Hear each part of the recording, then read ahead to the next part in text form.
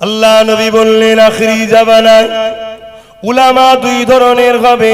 আল উলামা ওয়ারাসাতুল আম্বিয়া, সবাই দাবি করবে আমি নবীর ওয়ারিস, কিন্তু উলামা দুই ধরনের হবে।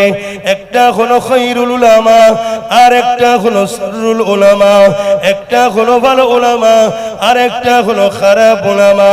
ইলম দুজনই শিখবে, কোরআন দুজনই বলবে, হাদিস দুজনই পড়বে, বুখারী মুসলিম দুজনই শিখবে, কিন্তু একজন ইলম অর্জন করে আল্লাহ দ্বীনের জন্য নবীর উম্মতকে আল্লাহ রাসূলের দিকে জোড়ার জন্য চেষ্টা করবে, নবীর সঙ্গে উম্মতের সম্পর্ক করার জন্য চেষ্টা করবে, নবীর পক্ষে কথা বলবে। আর একদল উলামা হবে ইলম শিক্ষা করে দুনিয়ার অত্যাচারী জালিম শাসকদের অর্থ নিয়ে, ডলার নিয়ে, টাকা নিয়ে তাদের দালালি করতে থাকবে। উদাহরণ হিসাবে জানিয়ে দিই, আমার ভারতবর্ষে একটা রাজা ছিল, যার নাম হলো হতভাগা আকবর। এই আকবর উলামা মুফতি মাওলানাদেরকে অর্থ দিয়ে খরচ করে তাদের দ্বারা কোরআনের বিরুদ্ধে একটা কিতাব লিখেছিল, যে কিতাবটার নাম হলো দ্বীনে ইলাহি। ওই উলামারা কোরআনের বিরুদ্ধে কিতাব লিখলো, অথচ তারাই কোরআন পড়ে মাওলানা হয়েছে, তারাই হাদিস পড়ে মাওলানা হয়েছে, কিন্তু অর্থের কাছে, গাড়ি বাড়ির কাছে তারা নিজেদের ইলমকে বিক্রি করে, ঈমানকে বিক্রি করে জালিম অত্যাচারী শাসকের কাছে বিক্রি হয়েছে। তারা দ্বীনে ইলাহি লিখে দিল, আকবর দ্বীনে ইলাহির প্রচার করতে লাগলো। এদিকে মুজাদ্দিদ আল পেসানি রাহমাতুল্লাহ আলাইহি, তিনি মুজাদ্দিদ আল পেসানি আকবরের বিরোধী করতে লাগলো। মুজাদ্দিদ আল পেসানি তিনিও আলেম, তিনিও কোরআন পড়েছে, হাদিস পড়েছে, কিন্তু বয়সটা অনেক হয়ে গেছে। এই যুবকেরা মুজাদ্দিদ আল পেসানির দিকে কোটি কতক লোক দাঁড়ালো, আকবরের দিকে অনেক বড় বড় মুফতি মাওলানা দাঁড়িয়ে গেল। কারণ আকবর অর্থ দিয়েছিল, আকবর টাকা দিয়েছিল, আকবর সম্মানীয় পদ দিয়েছিল। এই মুজাদ্দিদ আল পেসানির বিরুদ্ধে ওই উলামারা লেগে গেল। এই যুবকেরা, এটাও নতুন নয়, কারবালার ময়দানে একটু চলুন ঘুরে আসি। ওই কারবালার দিনে কি হয়েছিল? এজিদ বাহিনী পাঠিয়েছিল 22,000 লোক, আর ইমাম পাক মাত্র 72 জন ছিল। 22,000-এর মধ্যে 3,000 হাফেজে কোরআন ছিল, 3,000 মুফতি ছিল, 7,000 আলেম ছিল। মনে রাখবেন, আলেম কোন পদ পাবার জন্য এজিদের শাসন ক্ষমতার কাছে অর্থের জন্য বিক্রি হয়ে গেল। তারা দেখিয়ে দিল এ দুনিয়ার মানুষ, এটা তো আমাদের জন্য ইতিহাস, যুগে যুগে ইতিহাস ঘটেছে আমাদেরকে সতর্ক করার জন্য আল্লাহ। কিন্তু মুজাদ্দিদ আল পেসানি রাহমাতুল্লাহ আলাইহি, তিনি একা কোটি গদক আলেম দিয়ে আকবরের বিরুদ্ধে লড়াই করলো। আমার আল্লাহ একদিন মুজাদ্দিদ আল পেসানিকে বিজয় দান করে আকবর ও তার বাহিনীকে ধ্বংস করে দিয়েছিল। আজকে দিনেও বিরোধীর কারণটা কারা করছে দেখুন। আজকেও ইসলামের বিরোধী কারা করছে দেখুন।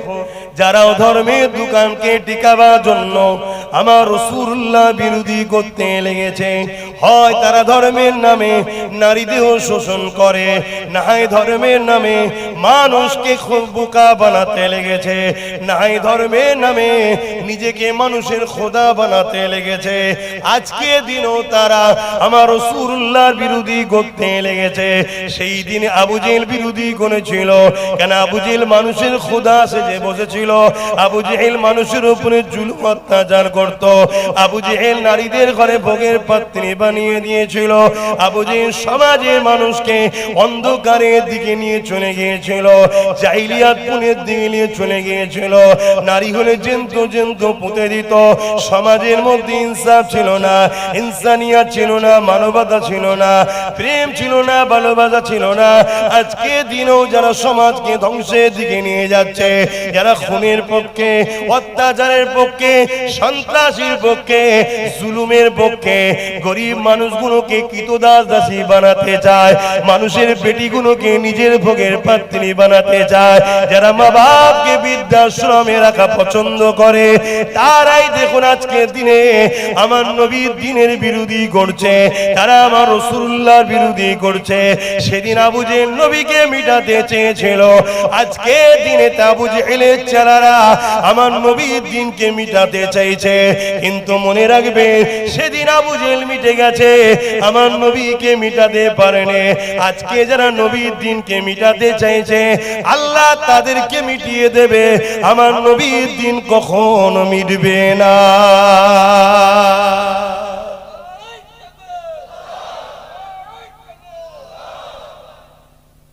ব্যক্তিগত কারোর সঙ্গে ঝগড়া করছি,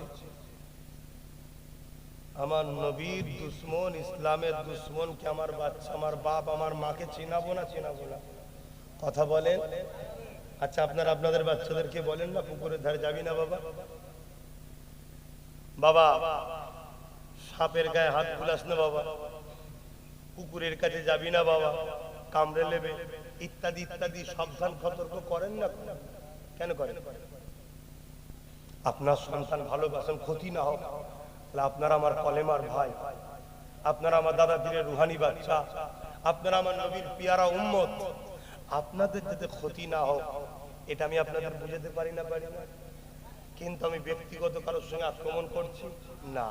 যারা আমার ইসলামকে আক্রমণ করেছে তাদের হাকিকাত পরিচয়টা আমি বলছি, মিলিয়ে দেখে নেবেন, আমার কথা যদি ভুল হয় বলবেন। একটা লোক দেখান নবীর বিরোধী করে, যত সে ভদ্রলোক, ক্যারেক্টার ভালো আছে, লাইফ তার ভালো, একটা লোক দেখান। যতগুলো লোক নবীর বিরোধী করে, ইসলামের বিরোধী করে, আপনি খোঁজলে দেখুন কোনো না কোনো কেলেঙ্কারিতে সে জড়িয়ে আছে। গত 4 দিন আগে একজন মানবরূপী শয়তান বেরিয়েছে আবার নতুন করে। কথা বুঝছেন না, বোঝেন না? এই কথাটা বলে হয়তো বিজেপিতে ঢুকার একটা প্ল্যান করছে, যাতে বিজেপি আমাকে নিয়ে নেয়। শুনছেন না শোনেন না? আমার কথা খারাপ লিখছেন, কিন্তু বাস্তবটা। ও বদমাইশ কি বলছে, নবী নাকি এক হাতে তরোয়াল আর এক হাতে হাদিস রেখে নাকি ইসলাম প্রচার করে। এটা কি আমার নবীর নামে মিথ্যা প্রচার নয়? কথা বলে। আপনার বাপকে যদি আমি গাল দিই আপনি মেনে নেবেন? আচ্ছা, আপনার বাপকে যদি বলি চোর, আপনার বাপ চোর ছিল? আপনার বাপকে যদি বলি মাতাল, আপনি মেনে নেবেন? ও, আপনার বাপকে গাল দিলে আপনি মানতে চাইছেন না, আপনার বাপকে কিছু বললে আপনি শুনতে চাইছেন না। আরে আব্বাস সিদ্দিকীর বাপ কেন, আমার বংশে সিদ্দিক আকবর পর্যন্ত সবাই আমার নবীর কদমে কুরবান হয়ে যাক, মেনে নেব। আমার রাসূলুল্লাহর পায়ে কেউ কাঁটা ফুটাবে বলবে, মেনে নেব না। আমার মা কেন, আমার গোষ্ঠী, মায়ের মা সবাই নবীর কদমে কুরবান হয়ে যাক, হাসি মুখে মেনে নেব, একবারও চোখ দিয়ে পানি বার করব না। কিন্তু আমার রাসূলুল্লাহ কেউ সামান্য কিছু বললে আমরা মেনে নেব না, কারণ নবী আমাদের কাছে বাপ মার থেকেও দামি। জোরে বলুন সুবহানাল্লাহ। বাপ মার পরে আমাদের কাছে আব্বা, নবীর পরে আমাদের কাছে বাপ মা দরজা। শুনছেন না? শুনছেন? আপনার দুনিয়ার নেতাকে যদি বলি চোর, এই মেনে নেবেন, আর হাকিকাতে সে বেটা হয়তো সত্যি চোর, তারপরেও মেনে নেবেন না। তার দলের লোক বলবে দাঁড়া পুলিশ পাঠা, না এই রাস্তায় এদিকে ঝগড়া করবে, ঠিক না বেটি? তাহলে আমার নবীর মতো নিখুঁত আল্লাহ সৃষ্টি করেন। সৃষ্টিকর্তা বলেছে ইন্নাকা আলা খুলুকিন আযীম, সবথেকে উত্তম চরিত্রওয়ালা হলো আমার বানানোর মধ্যে। সৃষ্টিকর্তা বলছে মুহাম্মদ সাল্লাল্লাহু আলাইহি সাল্লাম। জোরে বলুন সুবহানাল্লাহ। সেই নবীকে কোন মানবরূপী পশু যদি বলে যে মুহাম্মদ সাল্লাল্লাহু আলাইহি সাল্লাম এক হাতে তরোয়াল এক হাতে কি বলে হাদিস লে দিন প্রচার করেছে, এই মেনে নেওয়া যাবে? এগুলো বলছে কেন? এরা হলো আজকের আবু জেহেল। খেয়াল করে দেখবেন, আমি আপনাকে বলছি, খেয়াল করে দেখবেন ওর ক্যারেক্টার খারাপ আছে। কিছুদিন আগে নারী কেলেঙ্কারিতে জড়িয়েছে।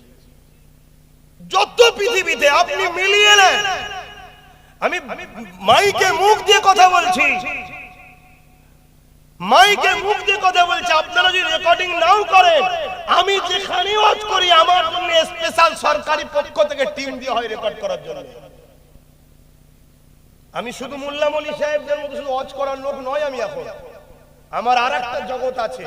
তাই আমার প্রত্যেকটা কথাকে চিরুনি তল্লাশি করা হয়, যে ব্যাটার একবার ভুল পেলে হয়, কিন্তু আমি এতটুকু বিশ্বাস করি আমার আল্লাহর উপরে যে আমার আল্লাহ আমার তকদিরে যেটা লিখে পাঠিয়ে দিয়েছে ওটাই হবে। নতুন করে আর কিছু লেখালেখির ব্যাপার আর কেউ চেঞ্জ করার ব্যাপার, ওই জন্য আমি অত টেনশনও করি না, অত ভাবিও না। কিন্তু আমি আপনাকে বড় পাওয়ারের সাথে বলছি, একটা লোক পৃথিবীতে পাবেন না, সে দাড়ি চেঁচে হোক আর দাড়ি রেখে হোক, টুপি পরে হোক আর টুপি খুলে হোক, মুসলমান সেজে হোক আর অমুসলিম দাবি করে হোক, আমার নবীর বিরুদ্ধে বলেছে অথচ সে সৎ ছিল। যত চরিত্রহীন, বদমাইশ, লম্পট, গুন্ডা, ডাকাত, খুনি, তারাই নবীর বিরুদ্ধে।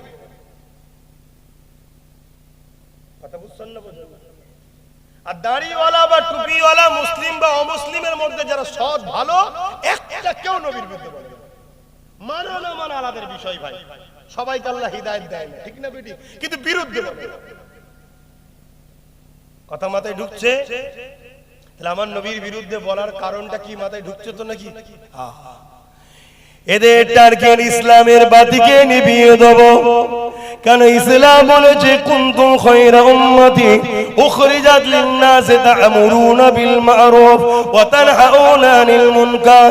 এ দুনিয়া মানুষেরা, আল্লাহ তোমাকে আমাকে দুটো কাজ দিয়েছে, ন্যায়ের পক্ষে থাকো, অন্যায়কে মিটিয়ে দাও।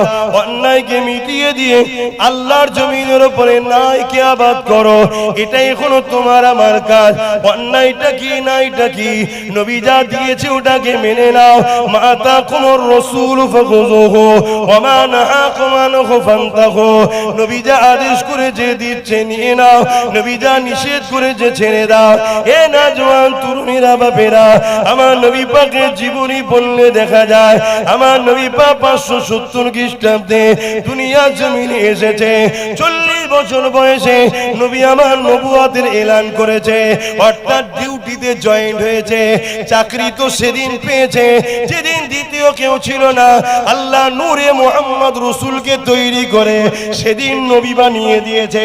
ডিউটি সেদিন পেয়ে গেছে, চাকরি সেদিন পেয়ে গেছে, কিন্তু ডিউটিটা দুনিয়ার জমিনে এসে 40 বছর বয়সে 570 এর সঙ্গে 40 যোগ করলে 610 হয়। এই 610 নবী আমার দ্বীন ইসলামের ডিউটির কাজে জয়েন করেছে।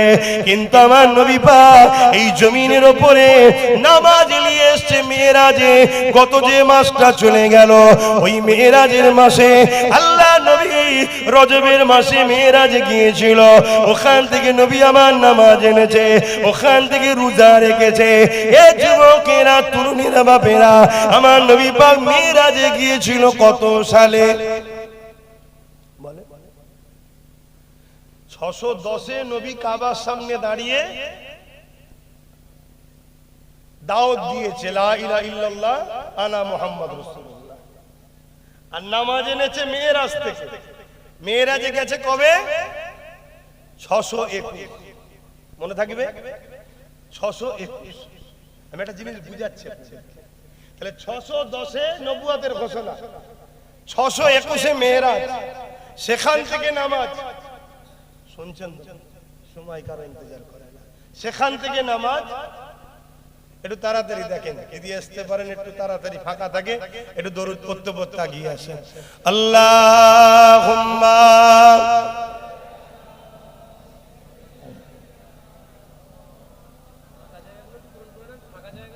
একটু তাড়াতাড়ি এগিয়ে আসেন ভাই। জান্নাতীরা কখনো হিংসুক হয় না। অন্য ভাই জান্নাতে যাকে, এটা আপনারা চান না? তাহলে এগিয়ে আসেন, বসতে দেন, সময় কম ভাই, একটু তাড়াতাড়ি তাড়াতাড়ি। আমি ওই বললাম না প্রথমেই যে আমার ঠিকভাবে ঘুম হচ্ছে না। কেন ঘুম হচ্ছে না আর বদনাম করে লাভ নেই। দোয়া করেন, আল্লাহ একটা দিয়েছে, ও একাই আমাকে ঠান্ডা করে রেখেছে। বুঝতে পারছেন তো নাকি? হ্যাঁ, ও একাই ঠিক করে দিচ্ছে। তো ওই জন্য ঘুম ডুবার ঠিকভাবে হচ্ছে না। তো যাক, আল্লাহর কাছে দোয়া করি, আল্লাহ যেন ওকে আমার থেকেও বড় নবীর গোলাম বানায়। বলুন আমিন। আপনারা দোয়া করবেন না? হ্যাঁ, নবীর গোলাম যদি হয়, মনে রাখবেন তার হাত থেকে সমস্ত মানুষের নিরাপদ, সমস্ত মানুষের উপকারে লাগবে, এবং নবীর গোলামের কাতারে হাজারো মানুষ জান্নাতে যাবে। জোরে বলুন সুবহানাল্লাহ। গোলামি করো নবীর। নবীর গোলামি করে। তো আমি যে কথা বলছিলাম, 610-এ নবী নবুয়াতের ঘোষণা, 621-এ মেরাজ, মেরাজ থেকে নামাজ রোজা এনেছে। এই 610 আর 21 এর বীজখানে 11টা বছর নবী কি করেছে? এই ইতিহাসটাকে আমাদেরকে ভুলিয়ে দেওয়া হচ্ছে। এইভাবে হাততালি দেওয়া ইসলামে নিষেধ, এভাবে দেওয়া যায় না। করে ফেললাম তো আবার সমালোচনা না হয়, এটাও তাহলে বল দিতে লাগে। একদিন আমার নবী একটা গোত্রের বিচার করতে গেছে, বিচার। তা নবী বিচার করতে করতে অনেক দেরি হয়ে গেছে, আসতে দেরি হয়েছে, আসরের ওয়াক্ত চলে যাবে। একজন সাহাবী সিদ্দিক আকবরকে বললেন, হুজুর নবী পাকের তো আসতে দেরি হচ্ছে, এদিকে ওয়াক্ত চলে যাবে, আসরের টাইম হয়ে আসছে, তা আপনি যদি বলেন আমি ইকামত দিই, নামাজটা আপনি পড়ান, ইমামতি করেন। সিদ্দিক আকবর ইমামতির জায়গায় দাঁড়িয়ে গেলেন, ইকামত হয়ে গেল, নামাজ শুরু করেছে, এদিকে রাসূল এসে হাজির। তো নবী যখনই এসে পিছন কাতারে দাঁড়িয়েছে, সাহাবী দেখছে হুজুর অমনি সাইড দিয়ে এইভাবে হাতের উপরে নিয়ত করে থাকে, এই হাতের উপরে হাত মারছে। সামনের কাতারে যে আছে সে বুঝতে পেরেছে, ঘুরেছে, দেখছে নবী সাইড, আবার আগে কাতারে, এরকম চলতেইছে। যারাই দেখছে নবীকে হাততালি বাড়াচ্ছে, আস্তে আস্তে মদিনার নবাবিতে এই হাততালিটা বাড়তেইছে, এরকম ভাবে বাড়তে সিদ্দিক আকবর ইমামতির জায়গায়, নবী ঠিক সোজাসুজি। কিন্তু সিদ্দিক আকবর বড় নরম দিলের মানুষ ছিলেন, উনি যখন কোরআন তেলাওয়াত করতেন চোখ দিয়ে পানি পড়তো, দিবানা হয়ে নামাজ পড়তেন, পুরো মজলিসে হাততালি চলছে মসজিদে নবাবিতে, উনি কেরাত পড়েই যাচ্ছে। কিছুক্ষণ পরে বলছে এত আওয়াজ কেন? তো উনি ঘুরে দেখছে আমার দয়ার নবী, জোরে বলুন সুবহানাল্লাহ। ভাই আমার আপনার গ্রামের ইমাম যারা আছে, ওনারা যদি নামাজে দাঁড়িয়ে কাবার দিক দিয়ে মুখ ঘুরিয়ে মুসল্লির দিকে দাঁড়ায়, আর নামাজ হবে? আবার নতুন করে শুরু করতে হবে। কিন্তু সিদ্দিক আকবর দেখছে আমার নবী, আল্লাহর নবী ইশারা করলেন, আবু বকর আপনি ইমামতির জায়গায় দাঁড়িয়ে নামাজ কমপ্লিট করুন, নামাজ পড়ান। আল্লাহর নবীর কথা শুনলেন, শুনে কিন্তু আবু বকর সিদ্দিক দাঁড়ালো না, বেরিয়ে চলে এলেন, আমার নূর নবীকে আগিয়ে দিলেন। আবু বকর সিদ্দিক কি নবীর কথা অমান্য করেছে? তাহলে ফতোয়া দেবেন? সব না না নয় আর সব হ্যাঁ। বিয়ে বাড়িতে জানতো নাকি ভাত দেবো? না না থাক, দিলে কোথায় যায়? সব না না নয়, সব হ্যাঁ হ্যাঁও নয়। সিদ্দিক আকবর তিনি নবীর কথাকে গুরুত্ব দিয়েছেন, কিন্তু রাসূল পাক সাল্লাল্লাহু আলাইহি ওয়াসাল্লাম কে তিনি আগিয়ে দিলেন। আল্লাহর নবী নামাজ ধরলেন, সবাই দাঁড়িয়ে গেলেন, নামাজ হয়ে গেল। আল্লাহর নবী নূর নবী দয়ার নবী একবারও বলেন, আবু বকর তুমি কাবার দিক থেকে মুখ ঘুরিয়ে নিয়েছো, তোমার নামাজটা ফারেক হয়ে গেছে, তুমি নতুন করে পড়ো। কেন বললেন না? কেন সিদ্দিক আকবর কাবা থেকে যেদিকে মুখ ঘুরিয়েছে উনি হলেন কাবার কাবা, জোরে বলুন সুবহানাল্লাহ। এবং নবী পাক সাল্লাল্লাহু আলাইহি ওয়াসাল্লাম জিজ্ঞেস করলেন, আবু বকর তোমাকে তো আমি বললাম ইমামতি করতে, তুমি মুখ ঘুরিয়ে নিলে কেন, সরে এলে কেন, আমার কথা শুনলে না কেন? ওই সময় সিদ্দিক আকবর কি বলেছিলেন? কুরবান যাক তাদের আদর্শের উপরে, বলতে লেগেছে আবু কুয়াফার বেটার কি মাজাল আছে। সিদ্দিক আকবর হুজুরের আব্বাজানের নাম আবু কুয়াফা, আবু কুয়াফা বেটার কি মাজাল আছে, উনি ইমামতি করবে আর দোনো জাহানের বাদশাহ নবীদের নবী ইক্তেদা করবে, এটা আবু কুয়াফার বেটারে ক্ষমতা নাই। হুজুর আপনার কদমে আমার জান কুরবান হয়ে যাক। আল্লাহর নবী খুশি হয়ে গেলেন, জোরে বলুন সুবহানাল্লাহ। যেটা বুঝাতে চাইলাম, এভাবে দিয়া ইশারা চলে, এভাবে চলে না। অন্য কারো চলতে পারে ভাই, তাদেরটাকে আমি বিরোধীও করছি না, তাদেরটা তাদের কাছে থাকবে যাক, পক্ষেও নয় বিপক্ষেও নয়, আমাদের জন্য এটা নয়। কথা বুঝে আসছে না? নাই অনেকের অনেক কিছু চলে না, আমাদেরও তেমন কিছু চলে না। কি গো ভাই, ঠিক না বেঠিক? অনেকের অনেক কিছু চলে না। তা আমি কি কথা বলতে গিয়ে চলে গেলাম, এই যে 11 বছর নবী কি করেছে, এইটাকে পুরো মুছে দেওয়া হয়েছে। পুরো মুসলিম উম্মত থেকে এই কথাটাকে পুরো চেপে দেওয়া হয়েছে। মাদ্রাসাগুলো তো এই সিলেবাস পড়ানো বন্ধ হয়ে গেছে। সরকারি মাদ্রাসা হলে তো অনেক আগেই বন্ধ হয়েছে, বেসরকারিগুলোতেও বন্ধ হয়ে গেছে। কারণ বেসরকারি তো এখন গভর্নমেন্টের পক্ষ থেকে কিছু কিছু ডোনেট করে, ওই ডোনেট নেবার জন্য পিছন থেকে কলকাঠি দেওয়া হয়। আপনারা সব পড়ান না, নামাজ পড়ান, রোজা রাখান, হজ করান, যাকাত দেন, সব পড়ান, এই 11 বছরের সিলেবাসটা পড়াবেন না, অনুরোধ করছি। কিছু শুনছেন আমার কথা? এই 11 বছরটাই হলো মেন ভাইটাল। আজকে ইসলামের ঘরের ছেলে এত মার খাচ্ছে কেন? 250 কোটি মুসলমান থাকার পরও পৃথিবীতে কোন জায়গা নেই যেখানে মুসলমান মার খায় না? বলুন।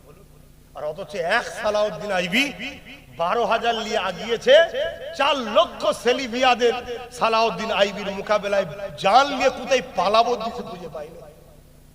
এক মঈনুদ্দিন আজমিরি তার মোকাবেলায় জালিম অত্যাচারী শাসক কত চেষ্টা করেছে, লাস্টে ক্ষমা চাওয়ার ছাড়া রাস্তা খুঁজে পাইনি। আর আজকে আমরা 250 কোটি, আমাদের এই দুর্দশা কেন? আমাদের কই 11 বছর নুকিয়ে দেওয়া হয়েছে। আল্লাহ নবী 11টা বছর কি করেছে? আল্লাহ নবী 11টা বছর ধরে কিসরা থেকে শুরু করে, কায়সার থেকে শুরু করে, রোম পারস্য থেকে শুরু করে পৃথিবীর সমস্ত অত্যাচারী শাসকদের কাছে নবী চিঠি করেছে।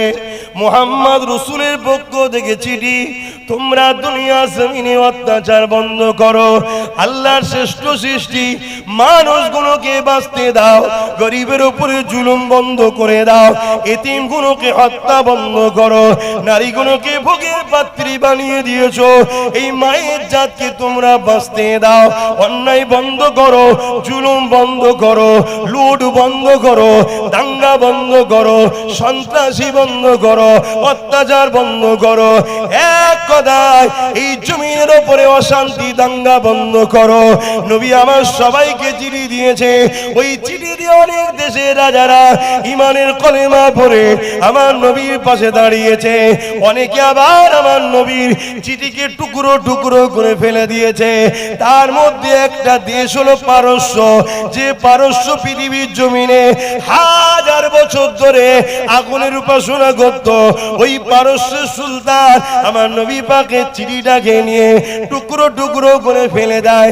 সাহাবী হুজুর মনে দুঃখ করে, আমার নবী পাকের দরবারে এসে বলে, ইয়া রাসূলুল্লাহ হাবিবাল্লাহ, আপনার চিঠিটাকে টুকরো টুকরো করে ফেলে দিয়েছে।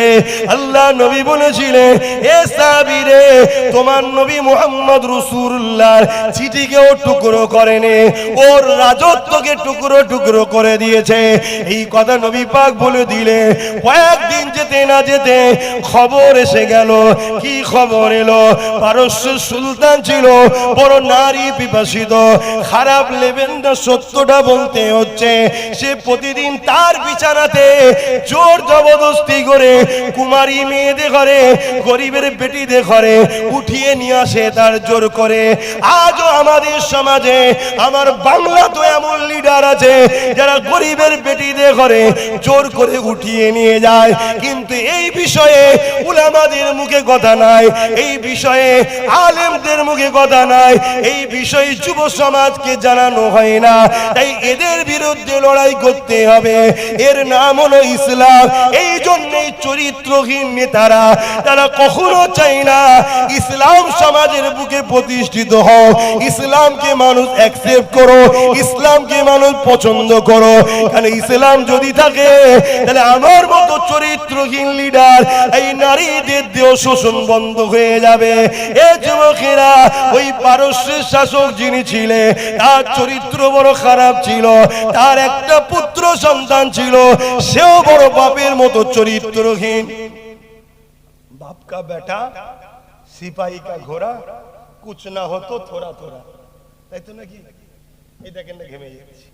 এই ঠান্ডা গরম হচ্ছে যেই শরীরটা খারাপ। জানি আল্লাহর হুকুম ছাড়া তো শরীর খারাপ হয় না, কিন্তু এটা ওসিলা, এটা ওসিলা। আর কদিন একভাবে মেঘলা যা হয়ে আছে, আমার তো ভয় হচ্ছে এই 4-5 দিন যা হচ্ছে, ভয়ানক কিছু আসছে না তো? আল্লাহ মাফ করেন, বলুন আমি। হ্যাঁ ভাই, যখন মেঘলা হতো আল্লাহ নবী কাঁদতেন। হাদিস পাকে উলামারা জানেন, আল্লাহ নবী কাঁদতেন আর দোয়া করতেন, বড় পেরেশান হতেন নবী।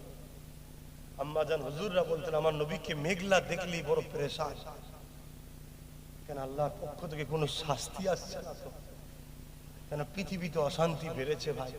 এই পৃথিবীতে লাখো হাজারো এমন মা আছে রোজ রাত্রিরে চোখের পানিতে ঘুমোয়, তার এতিম বাচ্চারা খেতে পায় না, তার সম্পদকে অন্যজনরা ঝেড়ে নিয়েছে। এটা কি জুলুম নয়? এর হাত থেকে বাঁচাবার নাম ইসলাম।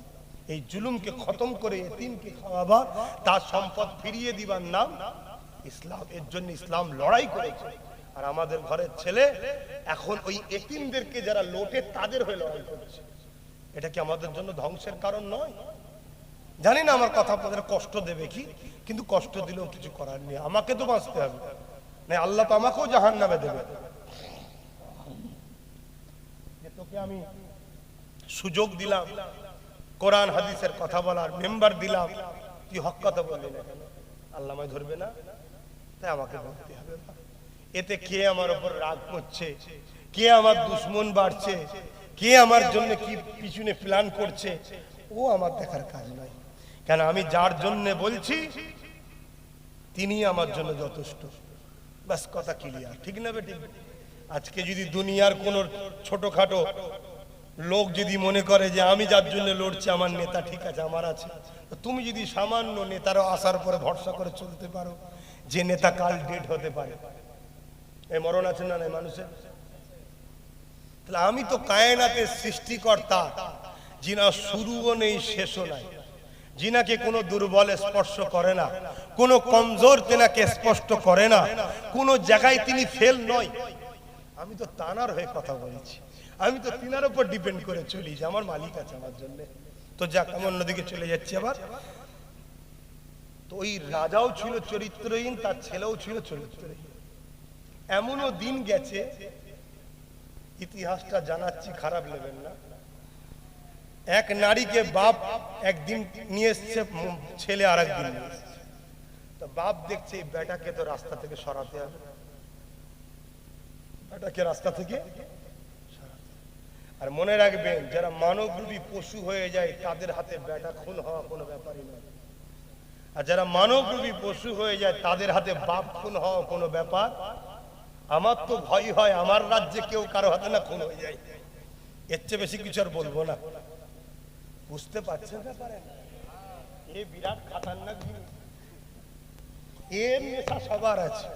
কি এখান থেকে এখান, এখান থেকে এখান, এখান থেকে এখান, মনে হয় আরেকটু উপর, মনে হয় আরেকটু উপর। শুনছেন না শোনেন না? যে ওপরে থাকে সে বলে আমি ছাড়বো না, আর যে তার পরে থাকে সে বলছে আমায় নিতে হবে, ওকে ঝেড়ে দে। কে কার হাতে চলে যাবে এখন বোঝা মুশকিল। তা যেই যাক, আমাদের অসুবিধা নেই, কথা বুঝছেন না? আমরা আমাদের নিয়ে আছি বাবা, কিন্তু একটা আবহাওয়া পাওয়া যায়, বুঝছেন না?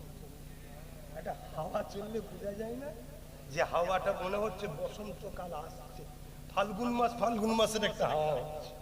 কি ফুরফুরায় গেলে এখন মনে হয় ইসাল সাহেবের একটা হাওয়া আসছে, বুঝতে পারছেন তো নাকি? একটু টাচ দিচ্ছি রে বাবা, ওটাও তো দরকার। কেন? ওটাও তো ধর্মের মধ্যে, বাইরে নয়। ইসলাম কমপ্লিট না আনকমপ্লিট? হ্যাঁ, কার ধর্মে কি আছে আমার দেখার দরকার নেই বাবা। কার ধর্ম কমপ্লিট, কার ধর্ম আনকমপ্লিট, কার ধর্মে কি আছে আমার দেখার দরকার নেই। আমি এতটুকু জানি আমার ইসলাম কমপ্লিট, আমাকে কারো দিকে মুখাপেক্ষী হতে হয় না। তো ভাইয়েরা আমার, তো বাপ চিন্তা করছে বেটাকে সরাতে হবে, আর বেটাও চিন্তা করছে যতই আমি রাজার বেটা হই, কিন্তু সেই তো ফাইসাল্লাহ বাপ, অতএব বুড়োকে সরাতে হবে, ও তো অনেকদিন রাজত্ব করেছে। কথা বুঝে আসছে? তা বাপ হাকিম সাহেবের কাছে গেছে, হাকিম সাহেবের কাছে গিয়ে বলছে বাপ তো বুড়ো হয়েছে, সে তো আর জোর করে বেটাকে মারতে পারছে না, বেটা কিন্তু জন, বেটা চাইলে গলাটি মেরে দেবে, কিন্তু বাপ তো ওটা পাচ্ছে না। তো বাপ পলিসি ফলো করেছে, কি হাকিম সাহেবের কাছে গেছে, বলছে হাকিম সাহেব কি করা যায়, বুদ্ধি দাও। তা গাছ গাছেরার মধ্যে এমন কিছু গাছ গাছেরা আছে যেটা খেতে দেরি, যেতে দেরি হয় না, আছে না নাই? সেই রকম একটা মেডিসিন তৈরি করে দিয়েছে, কিন্তু লেবেল লাগিয়েছে তাকতের দাওয়াই। বাকিটা বুঝে নিয়েছেন, বুঝতে পারছেন তো নাকি? হ্যাঁ এটা আল্লাহর নিয়ামত, আল্লাহ সবাইকে দান করুক, বললো আমি লিখে দিয়েছি। আর ছেলে এইদিকে আর সহ্য করতে পারেনি, অস্ত্র নিয়ে এসছে বাপকে মারবে বলে, আর বাপও ওই দাওয়াই নিয়ে আসছে, কিন্তু মূলত বিষ প্ল্যান মাফিক খাওয়াবে ছেলেকে। ছেলে এসে ঝেড়ে দিয়েছে বাপকে, এক তরোয়াল ঝেড়েছে, দু টুকরো পড়ে গেছে আর হাতটা খুলে গেছে। দেখছে বাপের হাতে শিশি পড়ে, দেখছে তাকতের দাওয়াই। ছেলে বলছে ও বুড়ো, তাহলে এই তুমি খাও না, তো নিয়েই খেয়েছে। কি হবে? একটা দেশের রাজা আর বেটা একসাথে মরলে কি হয়? বিরোধী পক্ষ থাকে না, থাকে না? মন্ত্রী চায় আমি হব, সেনাপতি চায় আমি হব, দলের মধ্যে অনেকে থাকে না, থাকে না? সঙ্গে সঙ্গে যে যেখানে পেরেছে আটল খল খুলে বসে গেছে, এটা আমার, এটা আমার, এটা আমার। নবী কি বললো? ও আমার চিঠি ছেড়ে দেয়, ওর রাজত্বকে টুকরো টুকরো করলো। পারস্য সঙ্গে সঙ্গে টুকরো টুকরো হয়ে গেল। জোরে বলুন সুবহানাল্লাহ, আরো জোরে বলুন সুবহানাল্লাহ। তাহলে আল্লাহ নবী 11টা বছর ধরে পৃথিবীর জমিনে যত অত্যাচার, জুলুম, সন্ত্রাস হয়েছে সেইটা কোনো বন্ধ করেছে। জোরে বলুন সুবহানাল্লাহ। এটা বন্ধ করতে গিয়ে আল্লাহ নবীর বিরুদ্ধে জালিমরা লড়াই পর্যন্ত করেছে। নবী পাক এর কথা বলে, মানুষকে সত্যের দিকে ডাকে, আমার নবী পাকের দিকে একে একে মানুষ আসতে লেগেছে। এটা দেখে জালিমরা আমার নবী পাককে খতম পর্যন্ত করার চেষ্টা করেছে। যেমন মক্কার সন্ত্রাস আবু জেহেল ছিল, মক্কায় আবু জেহেল চিন্তা করতে লাগলো মুহাম্মদ রাসূলের দিকে একটা একটা করে লোক বেড়ে যেতে লেগেছে। তাই কি করা যেতে পারে? মুহাম্মদ রাসূলকে শহীদ করে দাও, মুহাম্মদ রাসূলকে কতল করে দাও, মুহাম্মদ রাসূলকে শহীদ করে দাও। এই কতলটা করবে কে? এই শহীদটা করবে কে? এই কতলটা করবে কে? যে করবে আমি আবু জেহেল, তাকে অনেক পুরস্কার দেব। ওই জায়গাতে একটা যুবক ছেলে দাঁড়িয়েছিল, নাম তার ওমর। তিনি দাঁড়িয়ে গেলেন, তখন হযরত হয়নে ফারুক হয়নে, তিনি দাঁড়িয়ে গিয়ে বলেছিল হে আবু জেহেল আমি পারবো। আবু জেহেলও চিন্তা করেছিল এই কাজটা উমারই পারবে, অন্য কেউ পারবে না, কারণ আমার নবী পাকের বিরুদ্ধে লাগার সাহস কারো ছিল না। এই যুবকেরা, তরুণেরা উমার দায়িত্বটা নিয়ে নিল। দায়িত্ব নিয়ে যাবার সময় আবু জেহেলকে বলতে লেগেছে এ আবু জেহেল, আমি খাত্তাবের বেটা উমার, আমাকে তুমি খুব ভালোভাবে চেনো। আমি যাচ্ছি, কাল সূর্য উঠবে, মুহাম্মদ রাসূল আর উঠবে না, তার ধর থেকে কল্লাকে আলাদা করে দেবো। নাউযুবিল্লাহ মিন জালিক। তবে মনে রেখে দিও, তুমি যা ওয়াদা করেছো ওই ওয়াদা থেকে নড়চড় হবে না। যদি হও তোমারও কিন্তু জান থাকবে না। ওমর ফারুকের কথা শুনে বলতে লেগেছে চিন্তা করো না। ওমর যাবার সময় বলে গেল 39 জন হয়েছে, 40 আর হতে দেবো না। ফেরেশতাদের মধ্যে আলোচনা হতে লেগেছে, খাত্তাবের বেটা উমারের বিশাল পাওয়ার, বিশাল ক্ষমতা। সে বলতে লেগেছে 39 থেকে 40 হতে দেবে না। আমার আল্লাহ আওয়াজ দিয়ে বলে দিল হে আমার ফেরেশতারা, চিন্তা করো না, উমারকে যেতে দাও, যেতে দাও। আমি আল্লাহ উমারকে 40 বানিয়ে দেব। আরো জোরে বলুন সুবহান।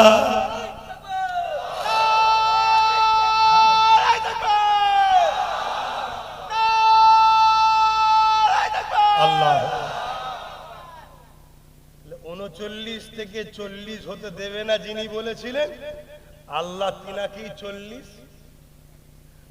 আজও যারা ইসলামকে মিটাতে চাইছে তাদের ঘরের ছেলে ইসলামের ঝান্ডা বহন করবে। জোরে বলুন সুবহানাল্লাহ।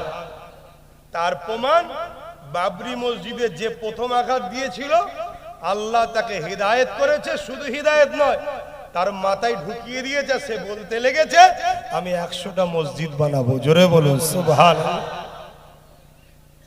যুগে যুগে যারা ইসলামের পিছনে লেগেছিল, আল্লাহ হয় তাদের দ্বারা ইসলামের কাজ নিয়েছে, আর নাই তাদের ঘরের সন্তানের দ্বারা।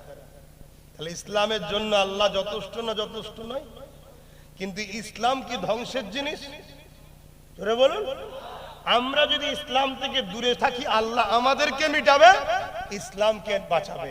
আর আমরা যদি ইসলামের সঙ্গে জুড়ে থাকি ইসলামের সাথে আল্লাহ আমাদেরও বাঁচাবে। জোরে বলুন সুবহানাল্লাহ। কিন্তু আমরা আছি ইসলামের সাথে? প্রত্যেকের গ্রামের কথা বলুন, আপনার গ্রামে এতিমের উপরে জুলুম হয় না? হয় না? আপনার গ্রামে গরিবের উপরে জুলুম হয় না? হয় না? আপনার গ্রামে বিধবার উপরে অন্যায় হয় না? হয় না? আপনার গ্রামে অসহায় দুঃখীদের উপরে জুলুম অত্যাচার হয় না? হয় না? তাহলে আপনার গ্রামে ইসলাম আছে কই? নামাজ আছে, মসজিদ আছে, রোজা আছে, ওটা তো ব্যক্তি জীবনের ঈমান। ইসলাম ওটা তো ব্যক্তি জীবনের। নামাজ আমার জন্য ব্যক্তিগত, আমি নামাজ পড়বো আমার উপকার, সমাজের কি উপকার? আমি দাঁড়িয়ে রেখেছি আমার উপকার, সমাজের কি উপকার? আমি টুপি পড়েছি আমার উপকার, সমাজের কি উপকার? আমি রোজা রেখেছি আমার শরীর আপডেট হবে, নতুন এক বছরের জন্য শরীর আল্লাহ গিফট দেবে, সব কিডনি ফিডনি হার্ট টার্ট গুলোকে আল্লাহ সব আপডেট করে রোজার মাধ্যমে। শুনছেন তো নাকি? এটা আমার উপকার, সমাজের কি? ইসলাম সমাজকে নিয়ে, সমাজের কথা আগে বলেছে।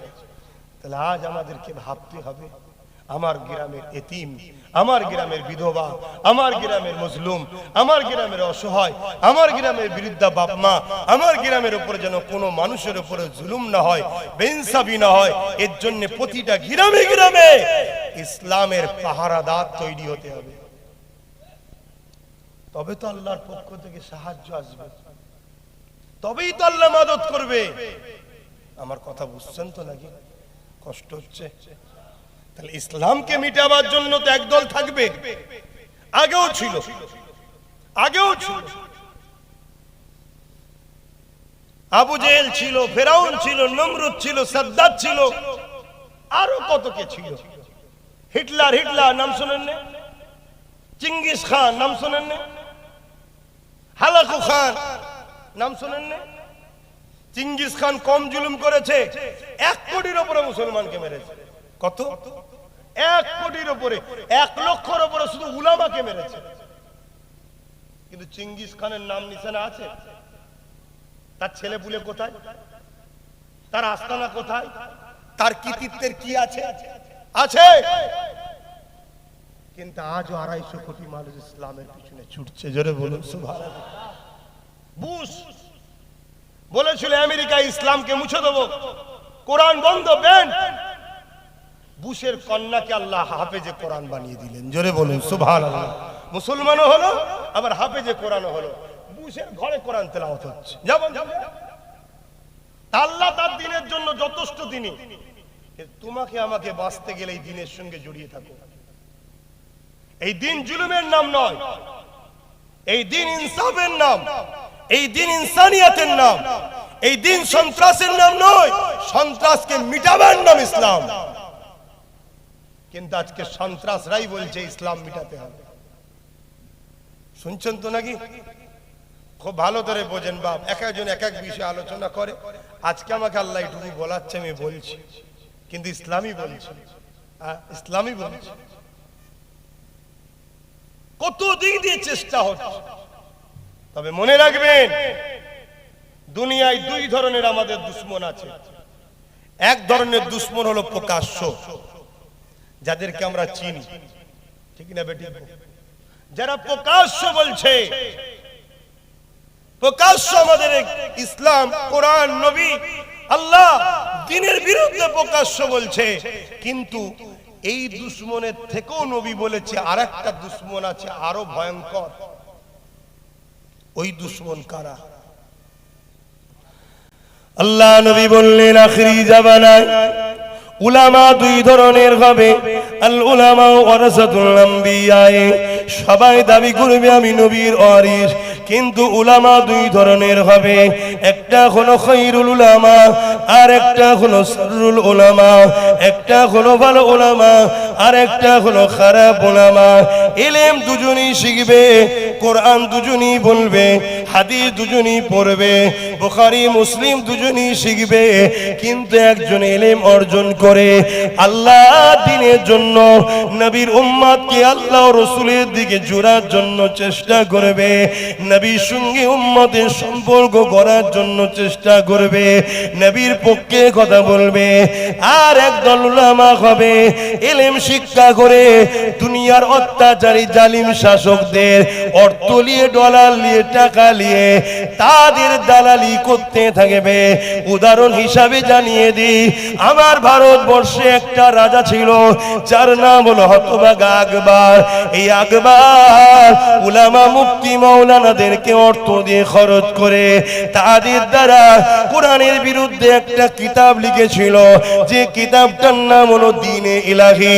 ওই উলামারা কোরআনের বিরুদ্ধে কিতাব লিখলো, অথচ তারাই কোরআন পড়ে মাওলানা হয়েছে, তারাই হাদিস পড়ে মাওলানা হয়েছে, কিন্তু অর্থের কাছে, গাড়ি বাড়ির কাছে তারা নিজেদের ইলমকে বিক্রি করে, ঈমানকে বিক্রি করে জালিম অত্যাচারী শাসকের কাছে বিক্রি হয়েছে। তারা দ্বীনে ইলাহি লিখে দিল, আকবর দ্বীনে ইলাহির প্রচার করতে লাগলো। এদিকে মুজাদ্দিদ আল পেসানি রাহমাতুল্লাহ আলাইহি, তিনি মুজাদ্দিদ আল পেসানি আকবরের বিরোধী করতে লাগলো। মুজাদ্দিদ আল পেসানি তিনিও আলেম, তিনিও কোরআন পড়েছে, হাদিস পড়েছে, কিন্তু বয়সটা অনেক হয়ে গেছে। এই যুবকেরা মুজাদ্দিদ আল পেসানির দিকে কোটি কতক লোক দাঁড়ালো, আকবরের দিকে অনেক বড় বড় মুফতি মাওলানা দাঁড়িয়ে গেল। কারণ আকবর অর্থ দিয়েছিল, আকবর টাকা দিয়েছিল, আকবর সম্মানীয় পদ দিয়েছিল। এই মুজাদ্দিদ আল পেসানির বিরুদ্ধে ওই উলামারা লেগে গেল। এ যুবকেরা, এটাও নতুন নয়, কারবালার ময়দানে একটু চলুন ঘুরে আসি। ওই কারবালার দিনে কি হয়েছিল? এজিদ বাহিনী পাঠিয়েছিল 22,000 লোক, আর ইমাম পাক মাত্র 72 জন ছিল। 22,000-এর মধ্যে 3,000 হাফেজে কোরআন ছিল, 3,000 মুফতি ছিল, 7,000 আলেম ছিল। মনে রাখবেন, আলেম কোন পদ পাবার জন্য এজিদের শাসন ক্ষমতার কাছে অর্থের জন্য বিক্রি হয়ে গেল। তারা দেখিয়ে দিল, এ দুনিয়ার মানুষ, এটা তো আমাদের জন্য ইতিহাস, যুগে যুগে ইতিহাস ঘটেছে আমাদেরকে সতর্ক করার জন্য আল্লাহ। কিন্তু মুজাদ্দিদ আল পেসানি রাহমাতুল্লাহ আলাইহি, তিনি একা কোটি কতক আলেম দিয়ে আকবরের বিরুদ্ধে লড়াই করলো। আমার আল্লাহ একদিন মুজাদ্দিদ আল পেসানিকে বিজয় দান করে আকবর ও তার বাহিনীকে ধ্বংস করে দিয়েছিল। আকবরের মাজার কবর কোথায়? ছেলে পুলে কারা বলবেন তো? আছে? আকবরের কাছে কেউ যায়? তার ছেলে পুলের কাছে? আর মুজাদ্দিদ আল পেসানির কাছে কেন? নবীর গোলাম। আকবরের পক্ষে যত মুফতি মাওলানা দাঁড়িয়েছিল, একটা কোনো কবর আছে? তাদের কাছে কেউ যায় কেন? ওরা দুনিয়াদার, মুনাফিক। শুনছেন?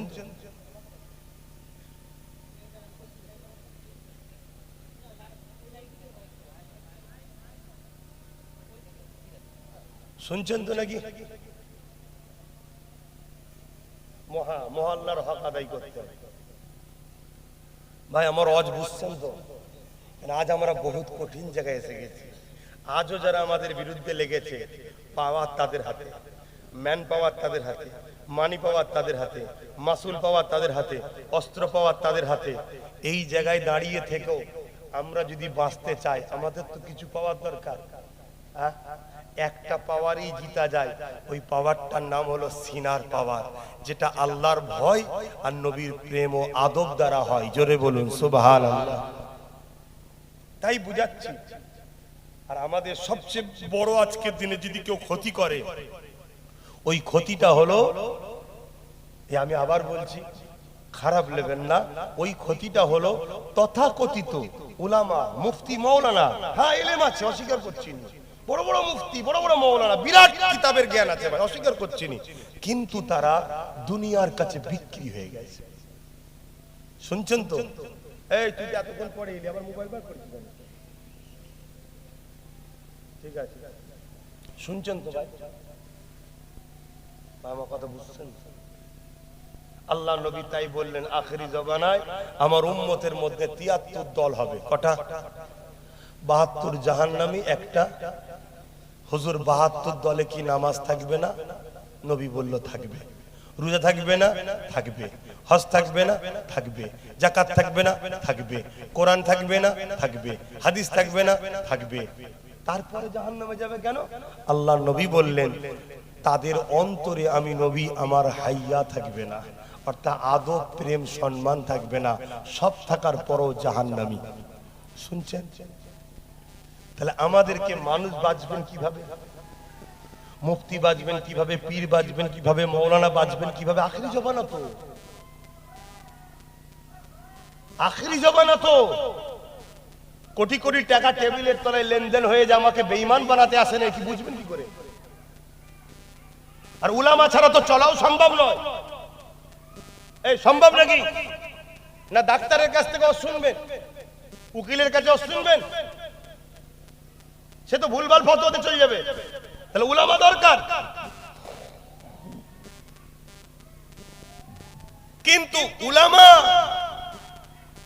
৭৩ দলের মাথাতেই উলামা বসে আছে। সবাই বলছে আমি কোরআন হাদিস মানি, কিন্তু এরপরও নবী বলছে ৭২ জাহান্নামী। তাহলে কি হবে? চিনবেনটা কি করে? ও নামাজ পড়ে, ও রোজা রাখে, ও মুফতি, ও বুখারী পড়ায়, ও তাফসীর পড়ায়, ও হাদিস পড়ায়, ও 10টা মাদ্রাসা করেছে, 50টা মসজিদ করেছে, এই গুণ দেখে চিনবেন নাকি? কথা বলছো না? এইগুলো যদি চিনতে যান ঠকতে হবে। কেন? যে ৭২ দলের উলামা আছে তাদেরকে কোটি কোটি ডলার টাকা দেওয়া হচ্ছে মসজিদ বানাবার জন্য, মাদ্রাসা বানাবার জন্য। যেখানে ছোট মাদ্রাসা আছে 3 তলা ভিআইপি মাদ্রাসা করে দাও মার্বেল দিয়ে।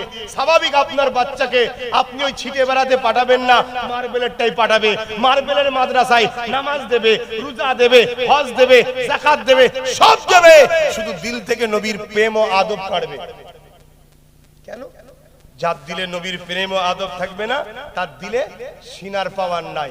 সিনার পাওয়ার যখন নাই, বোম ফেললে ফাটবে। আর সিনার পাওয়ার থাকলে 900 বছর আগে চলে গেছে বাগদাদের আব্দুল কাদের জিলানী বড় পীরের ওসিলায় বাগদাদে বোম ফাটেনি। জোরে বলুন সুবহানাল্লাহ, আরো জোরে বলেন।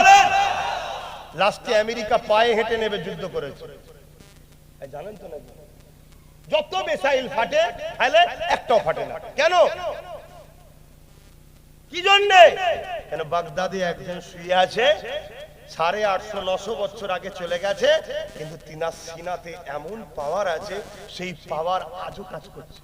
জোরে বলুন সুবহানাল্লাহ। অনেকে তো বলে ওলি আল্লাহদের কাছে যে কি হবে, এই আরেক ইসলামের বিদ্বেষ। শুনছেন তো নাকি? তাহলে এই সিনার পাওয়ারটা বাঁচাতে হবে। এই বাঁচাবার পন্থা কি? যেমন সোনা চিনতে গেলে কোষ্ঠী পাথর দরকার, মোমেন না মুনাফিক? আরে প্রকাশ্য দুশমন তো চিনা যায়। দুটো দাড়িওয়ালা, দুটো টুপিওয়ালা, দুটো রোজাদার, দুটোই হাজি, দুটোই নামাজি, দুটোই মুফতি, দুটোই মাওলানা। একজন বলছে নবী হায়াতুন নবী, একজন বলছে নবী মরা নবী। আপনি চিনবেন কি করে?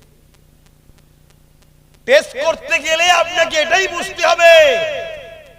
যেমন সোনা চেক করতে গেলে কোষ্ঠী পাথর দরকার, মুমিন না মুনাফিক চেক করতে গেলে মুহাম্মদ রাসূল দরকার। জোরে বলুন সুবহানাল্লাহ।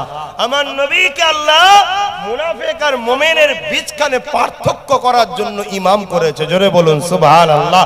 আল্লাহ কোরআনে বলছে, হাবিব মুনাফিক তো তারা যারা আমি আল্লাহ আমার দিকে ছুটে ছুটে আসবে, নামাজের বেলায় ছুটে ছুটে, রোজার বেলায় ছুটে ছুটে, হজের বেলায় ছুটে ছুটে, যাকাতের বেলায় ছুটে ছুটে, তাসবির বেলায় ছুটে ছুটে, হাবিব আপনার সম্মর্যাদার বেলায় তারা মুখ ছিটকাবে, আপনাকে সম্মান দিতে চাইবে না, আপনার কদমে যেতে বললে যেতে চাইবে না, তখন ফতোয়াবাজি করবে। হাজারে আসওয়াদে চুমা দিচ্ছে, ফতোয়া নয়, মুহাম্মদ রাসূলের রওজায় গিয়ে চুমা দিলে এই মুনাফিক চিনতে পারছে? শুনছেন? কি ওয়াজ করব? আজকে একটা ভিডিও দেখছি, মসজিদে নবাবিতেই সম্ভবত একজন ইমাম বসে বসে বয়ান করছে, বলছে শিখাই না মৌলানারা এখন শিখায়। কি বলি, বলতে বলতে বলছে কিভাবে বলবো বলেন তো, অনেক লজ্জার কথা, লজ্জার কথা। স্ত্রীর বাকি বুঝেলেন, বাচ্চারা যেটা মায়ের পান করে স্ত্রীর পান করা নাকি জায়েজ সামনে, শুনছেন? আচ্ছা, এই কথাটা যখন পুরো বিশ্বে চলে যাবে, অমুসলিমরা এটাকে হাতিয়ার করবে না করবে না? এই তো তোদের মোল্লারা বলেছে, তোরা কত নোংরা জাত দেখ। কিন্তু ইহুদি পাক্কা, ওর পিছনে কোটি কোটি ডলার টাকা খরচ হচ্ছে, ও শয়তানকে বসানো হয়েছে ওখানে। এবার আমার মতো ছোটখাটো লোক এখানে চিল্লালে আমাদের সমাজের মুফতিরা বলবে কি, হ্যাঁ নবীর মসজিদে শিক্ষা দিচ্ছে আব্বাস কপাতের মৌলী সাহেব, ও কপাতা বোঝে। আরে মৌলী সাহেব কপাতাতে হয় না। এখানটায় কি আছে দেখো, ইবলিস আদমকে সম্মান না করার জন্য কাফের হয়েছে, আজকের মুফতি মাওলানা রাসূলকে সম্মান না করার জন্য কাফের হয়েছে। তাই আসো, মুনাফিক আর মুমিন চিনার জন্য মেন পার্থক্যর মূল দাড়ি পাল্লা বলুন আর মিটার বলুন, যে ভাষা আপনি বুঝবেন সেটা হলো মুহাম্মদ রাসূল। জোরে বলুন সুবহানাল্লাহ। যার দিলে নবীর আদব নেই, প্রেম নেই, তাদের থেকে দূরে সরে যান, সেই উলামার থেকে দূরে সরে যান, সেই আলেমের থেকে দূরে সরে যান, সেই বক্তার থেকে দূরে সরে যান।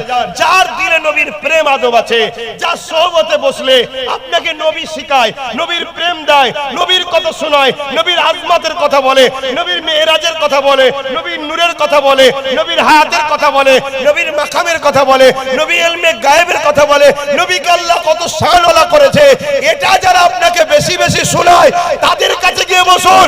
সারা রাত নামাজের হজ করছে, সারা রাত রোজার হজ করছে, দরকার আছে, কিন্তু মুমিন না মুনাফিক নামাজের হজ শুনে বুঝে যাবে না। শুনছেন না শোনেন না? ওকে বলুন অনেক নামাজের হজ শুনেছি আলহামদুলিল্লাহ, দরকার আছে, একটু আমার নবী যে চাঁদ দু টুকরো করেছিল ওটা বলো তো। তখন দেখবেন ওসব করলে কি হবে জানতে হবে মুনাফিক। শুনছেন না শুনেন? এ হলো মুনাফিক। কেন নামাজটা পেয়েছি যার জন্য, তার কে কত আল্লাহ ভিআইপি করেছে এটা জানা দরকার আছে না? না, তিনি আগুনের ইশারা করেছে, চাঁদ টুকরো হয়ে গেছে। কি গো আমার অসুবিধা হচ্ছে, আমি আপনাদের বাঁচাবার স্বার্থে লড়াই করছি। এই আমার আব্বার হয়ে কথা বলছি নাকি? না আমার গ্রুপের মৌলানাকে কেউ গাল দিয়েছে, ঝগড়া করছে আমি? কি গো বলেন? আর না আমাকে কেউ কিছু বলেছে? আমাকে তো কতজন কত কি বলেছে, কত গাল দিয়েছে। কি বলেছেন আমার? কোনদিন আমার জন্য লড়াই করেছেন? হ্যাঁ না,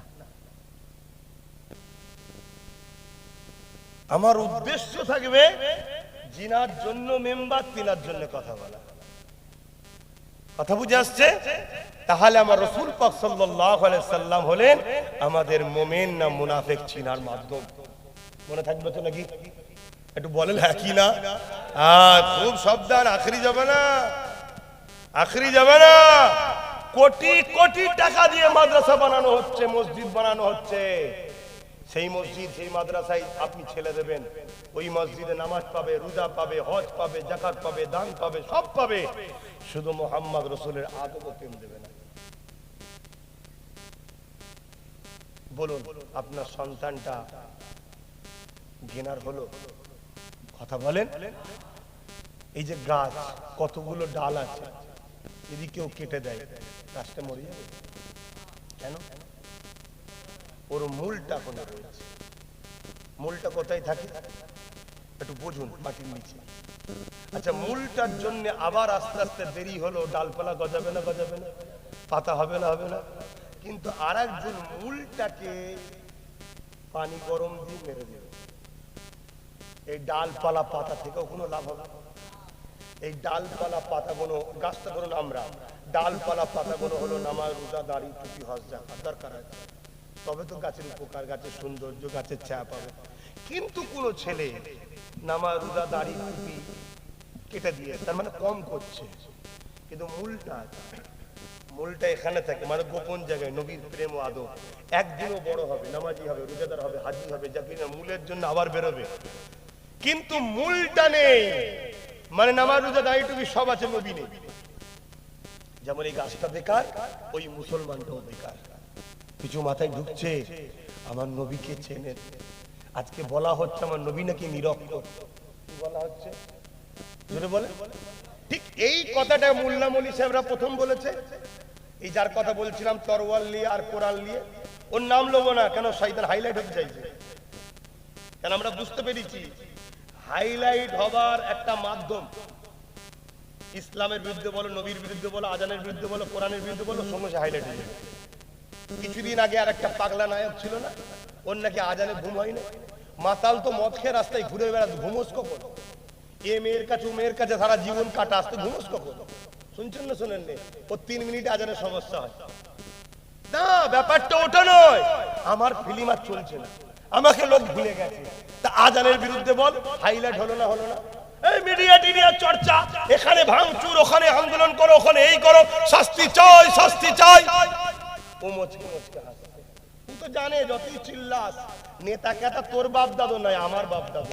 মোদিও আমার বাপ, মমতাও আমাদের, সব আমাদের। তোরা যতই চিল্লাস আমার কিচ্ছু হবে না, কিন্তু তোদের চিল্লানোতে আমার অ্যাড হয়ে গেল। কথা বুঝছো না? আমার কথায় কষ্ট হয়ে গেল। কারণ অনেক মুসলমানের আবার এগুলো সব নানা নানি হয়তো কষ্ট পাতে পারে। কষ্ট পেলেও কিছু করার নেই, বা একটু ধৈর্য ধরতে হবে। কেন? আমার কাছে ইসলাম আগে। হ্যাঁ, দল করতে গেলে সম্মানীয় ব্যক্তিকে সম্মান করব, তার পদে সে আছে, সম্মান দিচ্ছেন আমার ভিআইপি, ঠিক আছে, ইনি ইনার জায়গাতে সম্মানীয়, ঠিক আছে, কিন্তু আমার ইসলামের উপরে কথা মাথায় শুনছেন শোনেন? এতে উনি যা খুশি করে করবি, সব চিন্তা করি নাকি আমরা? হাকিকাত তো বলি, সত্য কথা আবার 3 সারি দিছে। ছোট হুজুর বললেন, বাবা চিনি অন্ধকারও মিষ্টি লাগবে, ঠিক না বেটি? আহ, কি সুন্দর কথা, চিনি অন্ধকারও মিষ্টি লাগবে। হ্যাঁ, হক কথা বলতে হবে। তো যাই হোক, আমি যে কথা বলছিলাম, ঠিক এই মৌলী সাহেবের এই কথাটাকে ইও বলছে আজকাল কি, যে নবী নাকি নিরক্ষর ছিল, পড়াশোনা জানতো না। শুনছেন? তাহলে এই সব চলছে না, চলে না? আর মনে রাখবেন, অরিজিনাল যারা ইসলামের মধ্যে আছে তাদেরকে সমাজ কিন্তু হাইলাইট করবে না, তাদেরকে কোণঠাসা করবে। আর যারা 2 নম্বর ইসলামের মধ্যে আছে সেই বক্তাদের আলোচনাকে ছোট ছোট ক্লিপ করে সমাজের কাছে গুগল ইউটিউবের মাধ্যমে সামনে নিয়ে আসা হবে, যাতে করে মুসলমান খুলেই যেন দেখে মিশর থেকে পড়ে এসছে। কি বলছে শুনি? বলছে হযরত আলী নাকি মদ খেয়ে নামাজ পড়েছিল। শুনছেন? আপনি নাউযুবিল্লাহ বলছেন, উনি মিশর থেকে পড়ে এসছে বলছেন, আর তারটাকে হাইলাইট করা হচ্ছে। 5 মিনিট আগে ছেড়েছে বক্তব্য, 10 লক্ষ লোক দেখে নিয়েছে। বলবে তোদের আব্বাস সিদ্দিকী কি বোঝে না, আমাদের দেখেছিস 5 মিনিটের মধ্যে ভিউ দেখ। যদি দল ভারী হওয়াতে যদি হক হয়, তাহলে সালাউদ্দিন আইবি ছিল 12,000 আর সেলিবিয়ারে ছিল 4,000। খালিদ বিন ওলীদের নেতৃত্বে মাত্র 2,000 বা 3,000 খাইবারে, আর ওইদিকে ছিল রোমরা 2 লক্ষ। শুনছেন তো নাকি? অতএব সংখ্যাতে কখনো দেখা যায় না। সংখ্যায় যদি দেখেন তাহলে বদরে ছিল আবু জেহেল 1,000, প্রফেট মুহাম্মদ সাল্লাল্লাহু আলাইহি ওয়াসাল্লাম মাত্র 313। কিন্তু বিজয় কাদের হয়েছিল? শত শ্রেষ্ঠটা বলুন, শ্রেষ্ঠটা বিজয় কার? আল্লাহ যার পক্ষে। অতএব হযরত আলী, মৌলা আলী শেরে খোদা রাদিয়াল্লাহু তাআলা আনহু, তিনি 12 বছর যখন বয়স, তখন থেকে তিনি রাসূল পাক সাল্লাল্লাহু আলাইহি ওয়াসাল্লামের খেদমতে নবীর ইসলাম মেনে নবীর পিছু পিছু ঘুরতো। জোরে বলুন সুবহানাল্লাহ। সেই মৌলা আলী সম্বন্ধে কি কথা বলছে শুনছেন? শুনছেন তো নাকি? আব্বাস সিদ্দিকী কেউ যদি ছোট বড় কথা বলে ঈমান যাবে না, কবিরা গুনাহ হবে। আর আহলে বায়াত হলেন মৌলা আলী, ওনার সম্বন্ধে কেউ ছোট বড় কথা বললে ঈমান চলে যাবে। তাহলে লক্ষ্যটা কি? ঈমান বার করা, তাই তো নাকি? ধরুন একটা বক্তা এখানে বসে এতগুলো লোক শুনছে, বলল হযরতে আলী 12 কি বলে নামাজ পড়াতে পড়াতে শরাব পান করেছিলেন, তাই তিনি সূরা ইখলাস ভুল পড়েছেন। ওয়াজ কমপ্লিট হয়ে গেল, একটা কেউ এই কথাটার প্রতিরোধ করলো না। যতজন মাহফিলে ছিল সব কটা কথা হয়ে গেল। শুনছেন না শোনেন না? কেন অন্যায়ের প্রতিবাদ করার জাম যেমন ঈমান, আর আহলে রাসূলদের বিষয়ে কেউ মিথ্যা বললে তাদের প্রতিবাদ না করলেই ঈমান চলে যায়। কথা বুঝতে পারছি? তাহলে ইসলামের থেকে কোনোভাবে আমাদেরকে মিটাতে পারে না। বিগত দিন যত বড় বড় সুপার পাওয়ার আমাদেরকে মিটাতে গেছে, দাজলা নদীতে রক্তে লাল হয়ে পানি লাল হয়ে গেছে, তথাপিও চিঙ্গিস খান আমাদের মিটাতে পারে না। হালাকু খান কি বলে মিশরের জমিনে আমাদের মাথা কেটে ওই মাথার খুলি দিয়ে বড় বড় রাজপ্রাসাদ করেছে, তথাপিও ইসলামও আমাদেরকে মিটাতে পারে না। কারণটা কি? তাদের হাতে সব ছিল, তাও মিটাতে পারে না। তারা রিসার্চ করে দেখেছে এদের দিলের মধ্যে একটা পাওয়ার আছে, ওই পাওয়ারটা হলো নবীর প্রেম, নবীর আদব। এদের দিল থেকে ওই পাওয়ারটাকে না বার করতে পারলে আমরা আজকে যতই চেষ্টা করি এদেরকে মিটানো যাবে না। এদেরকে একটা দুটো করে মব লিঞ্চিং এর নামে মারবো, একটা দুটো করে মব লিঞ্চিং এর নামে মেরে দেবো, আর এরা সিজদায় পড়ে আল্লাহকে বলবে আল্লাহ বাঁচান, সাহায্য করেন। খোদার পক্ষ থেকে এমন মার আসবে লাশকে নুকোতে হবে। শুনছেন না শোনেন না? তাহলে এটা কিসের জোরে হচ্ছে? কথা বলছে না? নামাজির দোয়া কবুল হয়? এই বেনামাজি যদি নামাজ ঈমান যদি না থাকে সেদিন নামাজ পড়ে তার দোয়া কবুল হবে? তাহলে কিসের জোরে কবুল হয়? অর্থাৎ যে নবীর সঙ্গে প্রেম আছে। আল্লাহ কোরআনে বলেন কুল ইন কুনতুম তুহিব্বুনাল্লাহ ফাত্তাবিউনি ইউহিব্বুকুমুল্লাহ ওয়া ইয়াগফির লাকুম যুনুবাকুম আল্লাহু গফুরুর রহিম। বরকাত লাম কুল, তার মানে বলেন আপনি বলেন হুজুর কি বলবো? ইন কুনতুম তুহিব্বুনাল্লাহ, যারা বলে আল্লাহকে ভালোবাসি এরা যদি সত্যবাদী হয় ফাত্তাবিউনি, আগে যারা আপনাকে মানে ইত্তেবা করে, আর যারা আপনাকে মানবে ইত্তেবা করবে, ইউহিব্বুকুমুল্লাহ, আমি আল্লাহ তাদেরকে ভালোবাসবো। জোরে বলুন সুবহানাল্লাহ। তাহলে আল্লাহর সাহায্য, আল্লাহর ভালোবাসা পাওয়ার সিস্টেম কি? নবীকে আগে ভালোবাসে মেনে নিতে হবে। আর এরা কি করছে? ৭২ দল কি করছে বলো? তাই আমি আপনাদেরকে জ্ঞান দিচ্ছি না, উলামাদেরকে জ্ঞান দিচ্ছি না, পীর পিসায় মুফতি মৌলানাকে জ্ঞান দিচ্ছি না, জাতির স্বার্থে বলছি প্রত্যেকটা জুম্মায় মাসে 4টে জুম্মা হয়, মসজিদে 3টে জুম্মা নবী শিখান উম্মতকে, নবীর জীবনী শুনান উম্মতকে। এই উম্মত যদি বাঁচাতে চান এদেরকে নবী শিখান, নবী চিনান। বছরে 52টা জুম্মা হয়, কমসে কম 30টা জুম্মায় প্রতিটা মসজিদে মসজিদে নবীর জীবনী শুনান, নবীর জীবনী শুনান। নামাজের যদি পুরো কমপ্লিট রুকন আরকান যদি ঠিক নাও করতে পারে, দিল থেকে ইচ্ছা করে যদি না করে আল্লাহ তাও কবুল করে নেবে। জোরে বলুন সুবহানাল্লাহ। কিন্তু সরষের দানার থেকেও ক্ষুদ্র নবীর শানে যদি গুস্তাখি হয়ে যায় ঈমান চলে যাবে। তাহলে বেশি কোনটা শিখতে হবে বাপ? একটু কথা বলছো না তো? তাহলে প্রতিটা মাহফিলে, প্রতিটা জলসায়, প্রতিটা জায়গাতে 100টা যদি বক্তা ওয়াজ করে 100টা জলসায়, উচিত হবে 70টা জলসাতে যারা সামনে থাকবে এদেরকে নবী শোনানো। বাকি 30টা আরো বিষয় আছে শোনানো দরকার। কি গো আমার ভুল বুঝছেন নাকি? হ্যাঁ, এখন কি ওয়াজ হচ্ছে? তাফসীরুল কোরআনের নামে কি হচ্ছে? হ্যাঁ, আমার নবী পাকের আহলিয়াদের নিয়ে মজাক করা হচ্ছে, ছোট বড় কথা বলা হচ্ছে। আর এই উম্মতে মুহাম্মাদি এদের কোনো হুঁশই নাই। এরা হই হই করছে, ইউটিউব হুজুর ধরছে, ফেসবুক হুজুর ধরছে। হ্যাঁ, একটু সাবধানে চলো যুবকরা, আমার কথা কষ্ট পেচ্ছ না তো?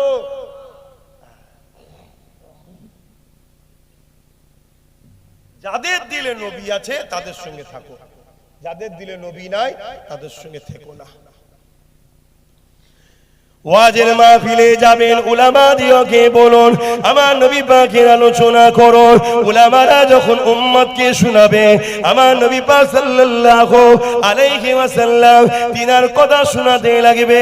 এ যুবকেরা, তরুণীরা, বাপেরা, আমার নবী পাক সাল্লাল্লাহু আলাইহি ওয়াসাল্লাম কোন রাস্তা দিয়ে যখন যেত, ওই রাস্তার বালি কোনা, পাথর, গাছপালাগুলো আমার নবী পাককে সালাম দিত, আসসালাতু আসসালামু আলাইকা ইয়া রাসূলুল্লাহ, হাবিবাল্লাহ। এই উম্মত যখন এই কথাটা শুনবে, এই যুব সমাজের হৃদয়ে আমার নবীর প্রেম বাড়বে না কমবে?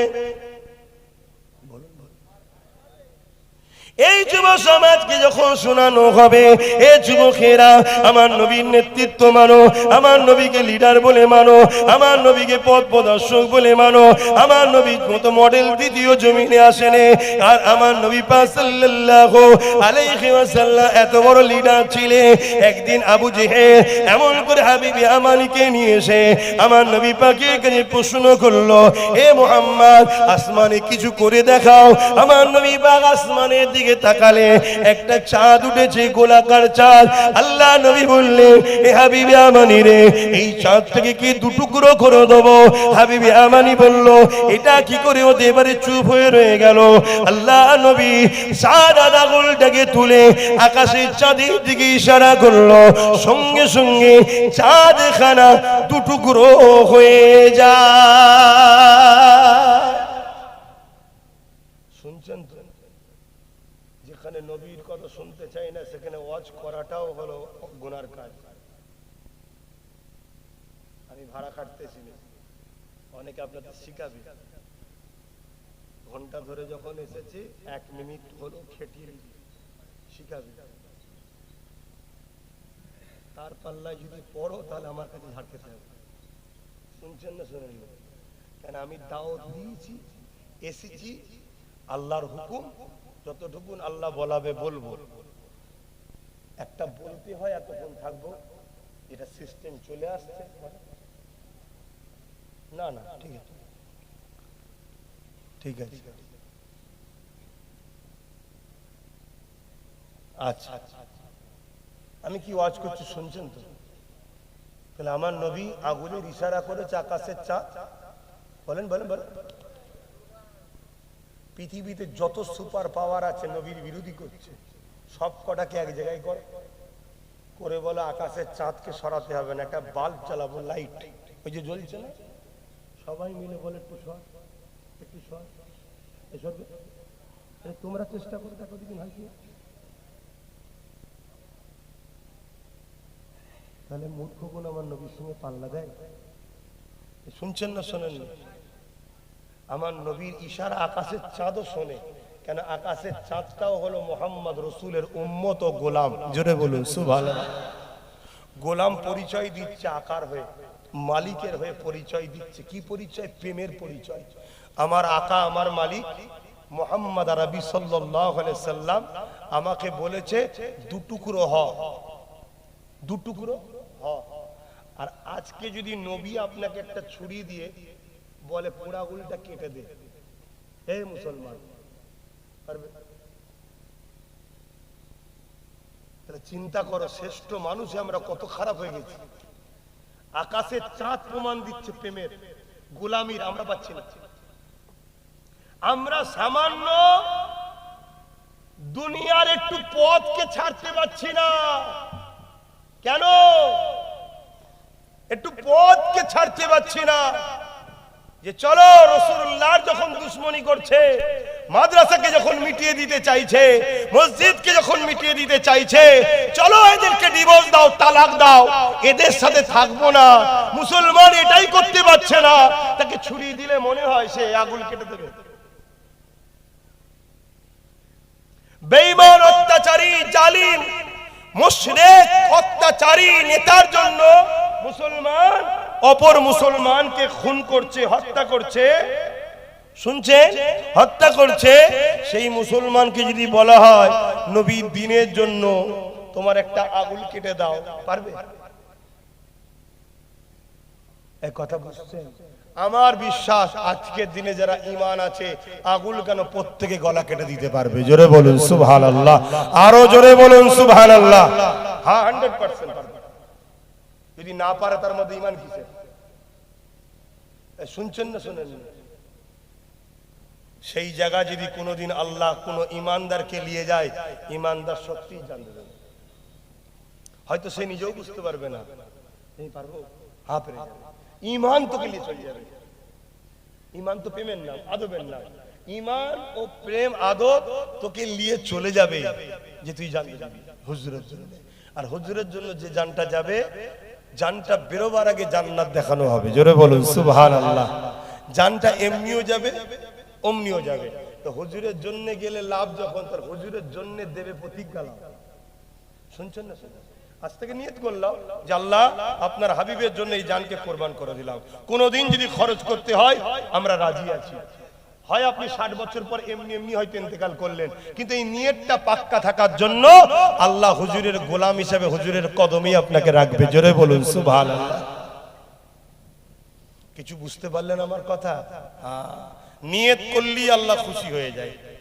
নিয়ত করলি, জানেন না, ওয়াজ শোনেন না, কেউ নিয়ত করেছিল জলসায় যাব, কোনো কারণে আসতে পারেন, আটকে গেছে, যেই নিয়ত করে অমনি ফেরেশতাকে বলে লিখে দে খাতায়।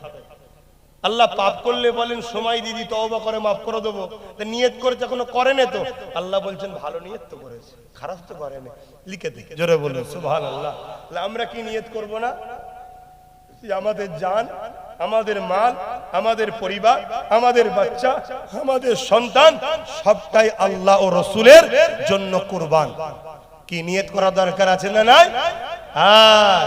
আমরা যদি সচ্চা নিয়ত করতে পারি, যারা আজকে লাফালাফি করছে সব অটোমেটিক ঠান্ডা হয়ে যাবে। কেন? একটা ইমানদার কত বড় পাওয়ার রাখে ইতিহাস তারা জানে। শুনছেন না? শুনছেন? ইমানদার একটা, তার কত বড় পাওয়ার তারা জানে। ইমানদারকে জঙ্গলের বাগরা পর্যন্ত চেনে। জোরে বলুন সুবহানাল্লাহ। একটু বলবে বিষয়? হ্যাঁ, আমার দাদা হুজুরের হাতে একজন হাত দিলেন, প্রতাপ চন্দ্র সেন নাম। কি নাম? দাদা হুজুর তাকে বললেন, বাবা আজ থেকে তোমার নাম আব্দুল মুমিন। কি নাম? আব্দুল মুমিন। হুজুর ইজাজত দিলেন, যাও সব মাজার ঘুরে আস। কেন? যুবকদের একটু জানা দরকার দাদা হুজুর কে। কেন এখন অনেক হুজুর বেরিয়ে পড়েছে। আব্বাস হুজুর কি? আব্বাস হুজুর তো হুজুর আবার বিরাট শখ আমার। এরকম কত হুজুর বেরিয়েছে, লাস্টে দাদা হুজুর ছেড়ে দিয়ে আমি হুজুরের পাল্লাই পরে ধ্বংস না হয়ে যায়। এই জন্য দাদা হুজুর চিনানো দরকার আছে যুবকগুলোকে। কি দরকার আছে না? না, হ্যাঁ, তবে তোরা বলবে ও আব্বাস সিদ্দিকী তোমায় মানি দাদা হুজুরের জন্য, তুমি দাদা হুজুরের না হলে আমি তোমার সাথেও নাই। ঠিক না বেঠিক? কেন? আবু কি বলে, এজিদ ধোকা দিয়েছিল মুসলমানকে, জানেন না? জানেন না? কারবালার মাঠে এজিদ ধোকা দিয়েছিল। কারবালার মাঠে তাবু করে আজান দিয়ে নামাজ পড়িয়েছে। সাধারণ মানুষগুলো বুঝতে পারেনি কার সাথে কার লড়াই। শুনছেন না? শুনুন, ইমাম হোসেন হুজুরের তাবুতে আজান হচ্ছে, নামাজ হচ্ছে, এখানেও আজান হচ্ছে, নামাজ হচ্ছে। এজিদ বলেছিল আমিও তো নবী মানি, আমিও তো লা ইলাহা ইল্লাল্লাহ মুহাম্মদ রাসূলুল্লাহ। কিন্তু হতভাগা বেঈমান, তুই কলেমা বললি যেই নবীরা, সেই নবীর নামাজ আর গলায় ছুরি দিলি। শুনছেন না? শুনেন না? আজও কিছু মুরিদ বেরিয়েছে, দাদা হুজুর জিন্দাবাদ, পাঁচ হুজুর জিন্দাবাদ, আওলাদ হুজুর গাল দিচ্ছে। কি মুরিদ? তোর ভালো লাগবে নাও, কারোর সঙ্গে কারো মতের মিল নাও হতে পারে। ঠিক না বেঠিক? ইমাম হযরত মুজাদ্দিদ আল পেসানি বলছে, পীরের লাঠিকে পীর বলে মানতে হবে, তবে তুমি ফয়েজ পাবে, তবে তুমি কামেল মাকাম হবে। তোর ভালো লাগে না তুই যাস না, কিন্তু তা বলে পীরের লাঠি বলে লাঠি মেরে ফেলে দিবি। ইমাম মুজাদ্দিদ আল পেসানি বলছে, পীরের ছায়াতে পা দিয়ে যাবে না। শুনছেন? আমরা মানি? আমরা তো পীরের সামনে পাতুলে পাদুলাই, আর হুজুরও দেখছে বড় লোক পার্টি যা খুশি করছে করবে, যা। ওই জন্য মুরিদও কিছু পাচ্ছে না। কথা শুনছেন? শোনেন? পীরের উচিত এক ধমক দিয়া, বেয়াদব তুই আমার সন্তান। মুরিদ মানে কি? সন্তান। বাপের সামনে পাদুলাই, চুপ করে পানে বিবশ। তাহলে কি হতো? মুরিদটা কিছু পেত, কিছু পেত, নবীর দিদারও পেয়ে যেত। জোরে বলুন সুবহানাল্লাহ। এখন তো বেয়াদব হয়ে গেছে। তো ভাই, তাহলে মুজাদ্দিদ আল পেসানি কি বললেন? পীরের ছায়াতে পা দিয়াও যাবে না। এজন্য আল্লাহ আমার নবীর ছায়াওই রাখে না। জোরে বলুন সুবহানাল্লাহ। কারণ নবীর ছায়াতে যদি অসতর্ক পাপ হয়ে যেত, বিয়াদবি হতো। আর নবীর সঙ্গে বিয়াদবি মানে কাফের। পীরের সঙ্গে বিয়াদবি করলে কাফের হয় না, সে বিলায়েত পাবে না, সে ফয়েজ পাবে না, সে কামেল মাকাম হতে পারবে না। শুনছেন? মুজাদ্দিদ আল পেসানি বলছে, কেউ যদি বায়াত করতে চায়, ওলি আলাদা জিনিস, পীর মুরিদি আলাদা জিনিস। শুনছেন তো নাকি? আপনি ইবাদত করে করে আল্লাহর ওলি হতে পারবেন, আপনি সাধারণ ঘরের ছেলে পীর মুরিদি করে আল্লাহর ওলি হতে পারবেন, কিন্তু আপনি পীরও হতে পারবেন যখন আপনাকে একজন হাক্কানি ওলি খিলাফত দেবে। শুনছেন তো নাকি? খিলাফত দেবে যে বাবা তোমাকে আমি দেখে বুঝেছি তুমি কামেল মাকাম হয়েছো, আমি তোমাকে ইজাজত দিলাম বাবা তুমি পীর মুরিদি করবে। অর্থাৎ বায়াতের সিলসিলা ইমাম হাসান হুসাইন হুজুর ইমাম মুসলিম হুজুরকে পাঠিয়ে কুফায় বায়াত নিয়েছিলেন। রাসূল পাক সাল্লাল্লাহু আলাইহি ওয়াসাল্লাম সাহাবাদের কাছে বায়াত নিয়েছিলেন, ইন্নাল্লাযীনা ইউবাইউনাকা ইন্নামা ইউবাইউনাল্লাহ ইয়াদুল্লাহি ফাওকা আইদিহিম। ওই যে বায়াতের সিলসিলা আল্লাহর পক্ষ থেকে নবী নিয়েছে, এই আল্লাহ বলছেন হাবিব সাহাবাদের হাতের উপরে আপনার নয় আমি আল্লাহ আমার হাত ছিল। জোরে বলুন সুবহানাল্লাহ। সেই যে বায়াতের সিলসিলা আজও চলে আসছে। বাইউন থেকে বায়াত বিক্রি হয়ে যাওয়া আল্লাহ রাসূলকে পাওয়ার জন্য কোন হাক্কানি ওলি যদি এনাকেও খেলাফত দেয় যে বাবা তোমাকে ইজাজত দিলাম, কিন্তু হাক্কানি যে ওলি হবে জাতা লোককে দিয়ে দেবে না, তাকে বসবে, তার সুন্নতে থাকবে, লুটা বইবে, খেদমত করবে, সাথে সাথে ঘুরবে। খাজা গরিবে নওয়াজ উসমান হারুনি হুজুরের কাছে গেলেন, জানেন না বায়াত হলেন, হুজুরের দরবারে বসে জিকির আজকার করছে, মোরাকেবা মুসাহিদা করছে। দীর্ঘদিন যাবার পরে খাজা হুজুরকে ডাক দিলেন, বাবা একবার জমিনের দিকে দেখো তো। বাবা জমিনের দিকে তাকিয়ে বলছে, হুজুর আমি 7টা বউ জমিনের নিচে দেখছি। জোরে বলুন সুবহানাল্লাহ। বাবা আসমানের দিকে বলছে, হুজুর আল্লাহর আরশ দেখতে পাচ্ছি। জোরে বলুন সুবহানাল্লাহ। এই আজকালকার 72 দলের মুসলমান মানবে এগুলো, কিন্তু যারা আল্লাহর উপরে ঈমান আছে তারা মানবে না। মানবে না। এ দেখাবার মালিক উসমান হারুনিও নয়, খাজা গরিবে নওয়াজও নয়, দেখাবার মালিক আল্লাহ। তিনি অন্তরের চক্ষু, চোখ কটা? একে চন্দ্র, দুয়ে পক্ষ, তিনে ঈশ্বরচন্দ্র বিদ্যাসাগর 3টে চোখ দেখেছে, আমাদের মুফতিরা 3টে চোখ পায়নি। কি মোল্লা মুলি সে আল্লাহ ভালো জানে। শুনছেন তো নাকি? এই 3টে চোখ, কলবের চোখ দিয়ে যখন দেখবে তখন সব দেখা যায়, ঠিক না বেঠিক গো? হ্যাঁ। তখন উসমান হারুনি হুজুর বললেন, চলো বাবা আল্লাহ তোমাকে কামেল মাকাম করেছে, বিলায়েত দিলেন, পাওয়ার দিলেন। দাদা হুজুর রহমাতুল্লাহ আলাইহি বসিরহাটের বড় মাওলানা আল্লামা রুহুল আমিন রহমাতুল্লাহ আলাইহি এমনি এমনি খলিফা করে দিয়েছে। এসেছে, মোটা অঙ্কের টাকা দিয়েছে, পান খেয়ে দাদা হুজুর বলল, ঠিক আছে বাবা তুই খলিফা যা। এইটা করেছে নাকি? এত সহজ। পীর হবার খুব শখ আব্বাস সিদ্দিকী। মুরিদ যদি ভুল করে কিয়ামতের দিন পীরকে আল্লাহ ধরবে। এত সহজ। সুফি ফাতেহ ওয়াইসি তার মুরিদ খলিফাদের বলেছিল, এ বাবা তোদের সবাইকে বলছি আবু বকর ছাড়া বুঝে বুঝে পাগড়ি ফেলবি, বুঝে বুঝে পাগড়ি ফেলবি। দল বাড়াবার জন্য, খদ্দের বাড়াবার জন্য, নজরানা লিবার জন্য পাগড়ি ফেলবি নি। যদি মুরিদ ভুল করে, গার্জেন, মুরিদ পীর মানে গার্জেন, তো কিয়ামতের দিন যেমন বাপ মাকে ধরা হবে ছেলের জন্য, মুরিদের জন্য পীরকে ধরা হবে। তাই দাদা হুজুর ওসিয়াতনামার প্রথমেই লিখে দিতে, যে নামাজ পড়েনি সে আবু বকরের মুরিদ নয়। অত সহজ নাকি? দাদা হুজুর এমনি এমনি পীর খলিফা মুজাদ্দিদ হয়েছে নাকি? উনি সব ঘোড়া মেরে বেঁধে দিয়ে চলে গেছে না? গাঁজা খোর বলবে আমি দাদা হুজুরের মুরিদ, সুদ খোর বলবে দাদা হুজুরের মুরিদ। ওই জন্য দাদা হুজুর মেরে দিয়ে চলে গেছে, কাটি সব বেঁধে দিয়ে চলে গেছে। বাবা যে নামাজ পড়বে না, সুদকে পরহেজগার করবে না, হারাম দ্রব্য থেকে দূরে আসবে না, আমি আবু বকর বলছি সে আমার মুরিদ নয়। কেন? দাদা হুজুরও জানে কিয়ামতের দিন আল্লাহকে জবাব দিতে হবে। শুনছেন? এজন্য আমার কাছে অনেকে মুরিদ হতে যায়। খারাপ বুঝবেন না, যাই। কারণ আমার আব্বা অনেক জায়গায় বলে ফেলেছে যে আমি আমার ছেলেকে আজানটা দিতে